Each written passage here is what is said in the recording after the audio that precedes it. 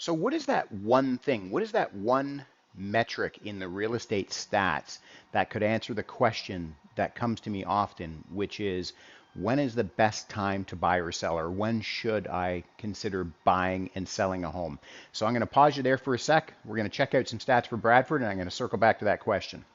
So like my other real estate market update videos, what we're going to do, we're going to have a look at the most current month we have in the Toronto Real Estate Board, which is September 2021.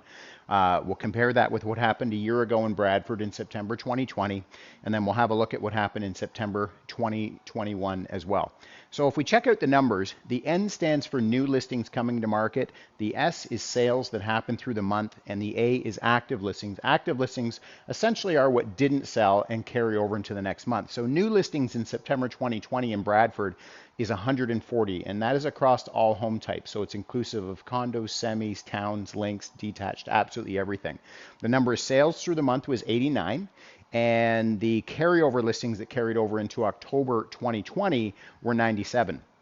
So pretty stark contrast when you start looking at the numbers this year. New listings in August were 59, 53 sold. So that's telling us that only 6 houses that came out on the market didn't sell. Now, I mean, logical thought would say, well, new listings minus the sales, the active listings should actually only equal 6. Not necessarily the case, because there's always cancellations, relists, and things like that. And of course, listings changing out through the month. So 38 active listings carried over into September 2021. If we have a look at the numbers for September, we're looking at 74 homes came on the market, 45 sales, and 49 active listings. So we did see a shift in the market in September, in that we saw more listings come on the market, which is kind of normal.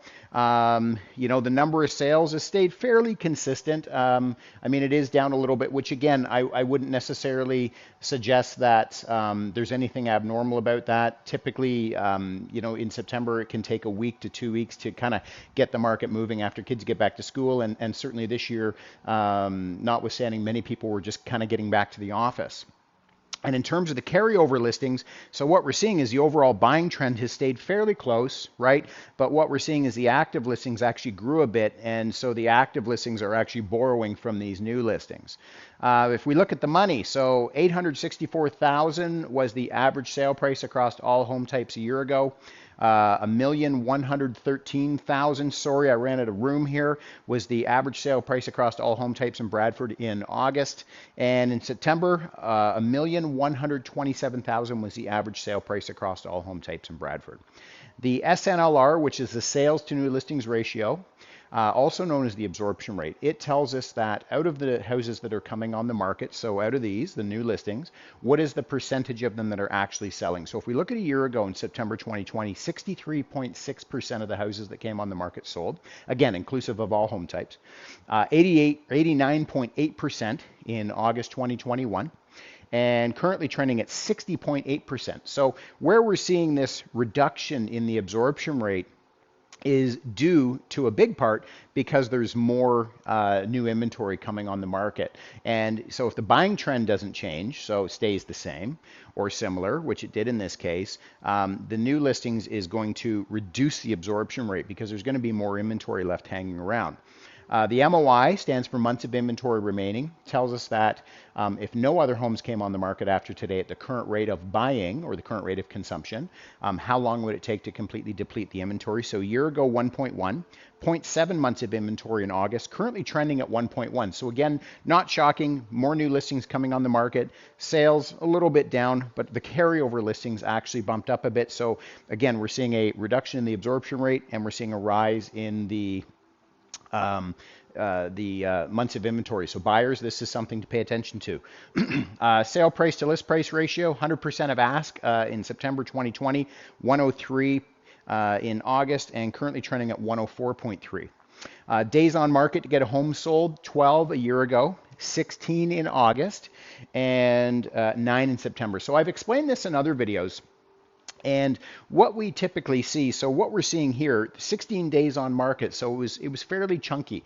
And what we were seeing for the number of months for August and probably 3 or 4 months prior to that is there was less listings coming on the market, but the buying was still very aggressive. So what that does is that puts buyers into a spot where they have to start looking at the inventory that's hanging around month to month to month. So they're going back and looking at the old inventory, and it's just simply taking them a little bit longer to do that, which is why you see this climb in the days on market. Now in September, of course, more new listings coming on the market, and we know this from statistics that are gathered from studies conducted, that homes get their most amount of attention the first 2 weeks on the market. So I'm not shocked with more new listings coming out that the days on market has actually come down.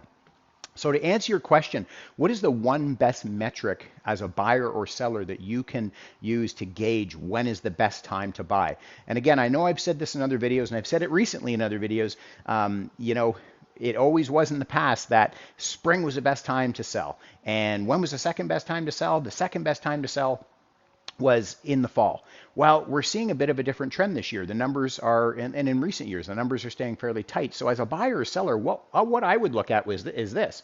So again, time notwithstanding, if you don't have a timeline or somewhere you need to be, but the absorption rate really tells the whole thing.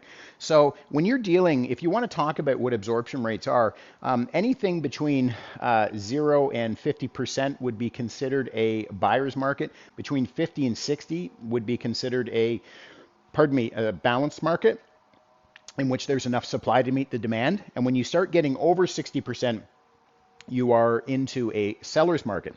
So certainly from a standpoint of when is the best time to sell a house, you want those high absorption rates and you want low inventory. I'm going to throw another metric in here. But essentially you want high absorption rates, right? And we've had these now for approximately, going back a year, we've had, very seller biased absorption rates. But for buyers out there, when's the best time to buy? Again, I would be paying attention to the absorption rate. And as you see the absorption rate come down a bit, and of course, its cousin here, the months of inventory, when you see that start to climb, because those two work together, it's just simple supply and demand.